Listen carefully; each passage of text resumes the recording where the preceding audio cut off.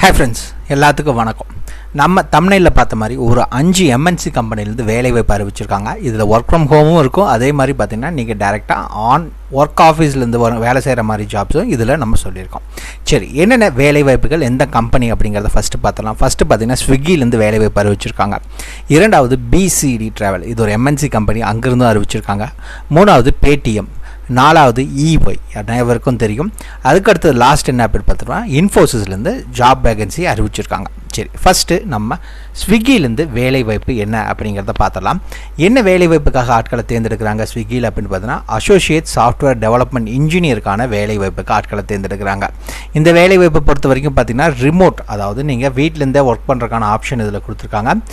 0 to 1 years உங்களுக்கு tenner அப்படிங்கிறதையும் சொல்லியிருக்காங்க. தென் இந்த வேலைவாய்ப்புக்கான ரெஸ்பான்சிபிலிட்டிஸ் என்ன அப்படிங்கிறத கிளியராக கொடுத்துருக்காங்க. இந்த வேலைவாய்ப்புக்கான குவாலிஃபிகேஷன்ஸை நம்ம பார்த்துடலாம்.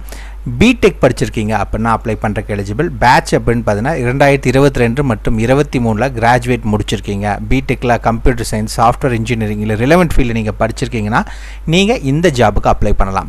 உங்களுக்கு ப்ரோக்ராமிங் ஸ்கில்ஸ் வேணும், ஜாவா, அண்ட் தென் அப்படி இல்லை அப்படின்னா கோ, இது ரெண்டில் ஏதாவது ஒன்று உங்களுக்கு கம்பல்சரி இருக்கணும் அப்படின்னு சொல்லியிருக்காங்க.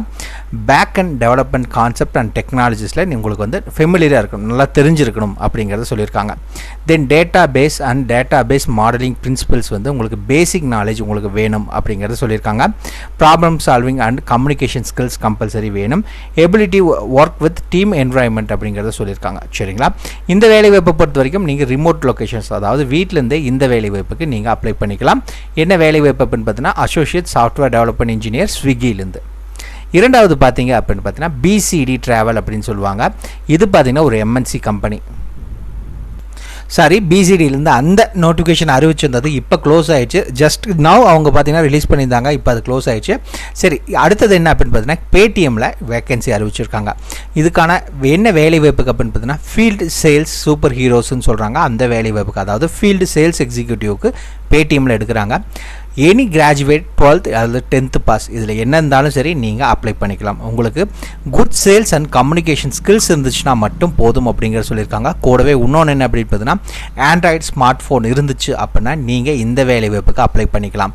இந்த வேலைவாய்ப்புக்கான ஜாப் டிஸ்கிரிப்ஷன் என்ன அப்படிங்கிறது இங்கே கொடுத்துருக்காங்க. உங்களுக்கு பார்த்தீங்கன்னா ஏர்னிங் பொட்டேஷன்ஸ் அப் டு பர் மந்த்துக்கு உங்களுக்கு இன்சென்டிவ்லாம் சேர்த்து 60,000 வரைக்கும் உங்களுக்கான சம்பளம் வரதா சொல்லியிருக்காங்க. சம்பளம் உங்களுக்கு கொடுக்குறதும் பெஸ்ட் இன் இண்டஸ்ட்ரி அப்படின்னு சொல்லியிருக்காங்க. வீக்லி இன்சென்டிவ் பேமெண்ட்ஸும் உங்களுக்கு வழங்குறதா சொல்லியிருக்காங்க. ரிவார்ட்ஸ் கொடுக்குறதா சொல்லியிருக்காங்க. கன்வீன்ஸ் அலவன்ஸ், மொபைல் அலவன்ஸ், இந்த மாதிரி எல்லாமே பார்த்தீங்கன்னா பேடிஎம்லேருந்து கொடுக்குறாங்க. நீங்கள் அப்ளை பண்ணுறதுக்கு கிளிக் ஹியர் நீங்கள் லிங்க் கொடுத்துருக்காங்க. இந்த லிங்க் மூலிமா நீங்கள் அப்ளை பண்ணிக்கலாம். வீடியோ டிஸ்கிரிப்ஷனில் லிங்க் கொடுத்துருக்காங்க. மூணாவது என்ன அப்படின்னு பார்த்தீங்கன்னா இஒய் இந்தியாவிலேருந்து இந்த நோட்டிஃபிகேஷன் ரிலீஸ் பண்ணியிருக்காங்க. என்ன வேலைவாய்ப்புக்கு அப்படின்னு பார்த்தீங்கன்னா அசோசியேட் சாஃப்ட்வேர் இன்ஜினியருக்கான வேலைவாய்ப்பு. ஜாப் லொக்கேஷனை பொறுத்த வரைக்கும் உங்களுக்கு சென்னையில் தான் இந்த வேலைவாய்ப்புக்கான ஜாப் லொக்கேஷனாக இருக்கும். இது ஒரு மிகப்பெரிய எம்என்சி கம்பெனி தான். இது ஐடி ரிலேட்டடும் இந்த வேலைவாய்ப்புக்கு ஆட்களை தேர்ந்தெடுக்கிறாங்க.